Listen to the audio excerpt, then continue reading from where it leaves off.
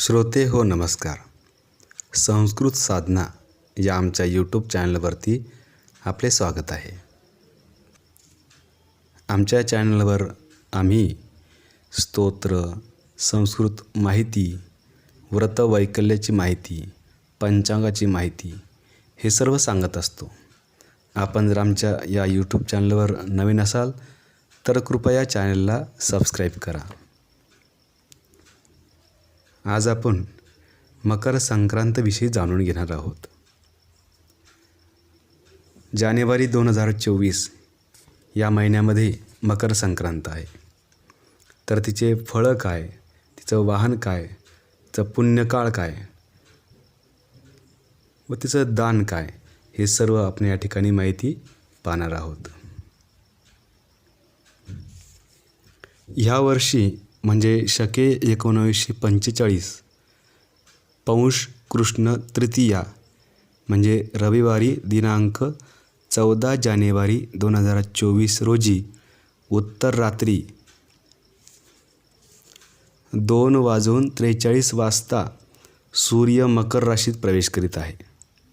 विष्टीकरणावर संक्रमण होत असल्याने उक्त असलेले वाहनादी प्रकार या प्रकारे आहे. विष्टीकरणावर संक्रमण होत आहे आणि वाहन हा घोडा असून उपवाहन सिंह आहे. काळे वस्त्र परिधान केलेले आहे. हातामध्ये भाला आहे आणि हळदीचा टिळा लावलेला आहे. वयाने वृद्ध असून बसलेली आहे.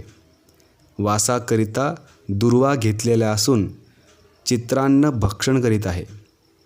ब्राह्मण जाती असून भूषणार्थ सोने धारण केलेले आहे.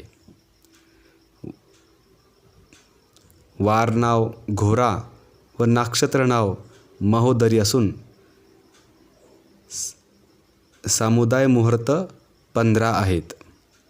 उत्तरेकडून दक्षिणेस जात आहे व नैऋत्य दिशेस पाहत आहे. संक्रांतीचा पुण्यकाळ सोमवार 15 जानेवारी 2024 वार सोमवार. या दिवशी सूर्योदयापासून सूर्यास्तापर्यंत संक्रांतीचा पुण्यकाळ आहे.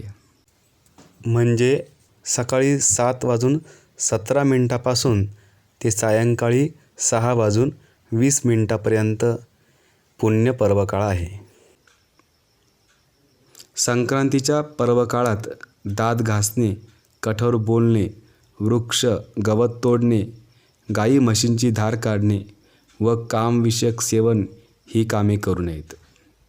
संक्रांतीचे कर्तव्य: तिलमिश्रित उदकाने स्नान, तिळाचे उटणे अंगास लावणे, तिल होम करणे, तिल तर्पण करणे, तिल भक्षण करणे आणि तिल दान करणे अशा 6 प्रकारे तिळाचा उपयोग केला असता सर्व पापांचा नाश होतो. संक्रांती पर्वकाळात स्त्रियांनी करायची दाने: नवे भांडे, गाईला घास, अन्न, तिळपात्र, गूळ, तीळ, सोने, भूमी, गाय, वस्त्र, घोडा इत्यादी यथाशक्ती दान आपण करू शकतात. दानाचा संकल्प अशा प्रकारे आहे: मम आत्मनः सकल पुराणोक्त फलप्राप्त्यर्थम श्री सवितृ प्रीतिद्वारा सकल पापक्षय पूर्वकम स्थिर सौभाग्य कुलाभिवृद्धि धनधान्य समृद्धि दीर्घायु महेश्वर्य मंगल अभ्युदय सुखसंपादी कल्पोक्त फल सिद्धये अस्मिन् मकर संक्रमण पुण्यकाले ब्राह्मणाय यथाशक्ती दानम करिष्ये असा संकल्प करून दानवस्तूचे व ब्राह्मणाचे पूजन करून दान द्यावे व दक्षिणा द्यावी.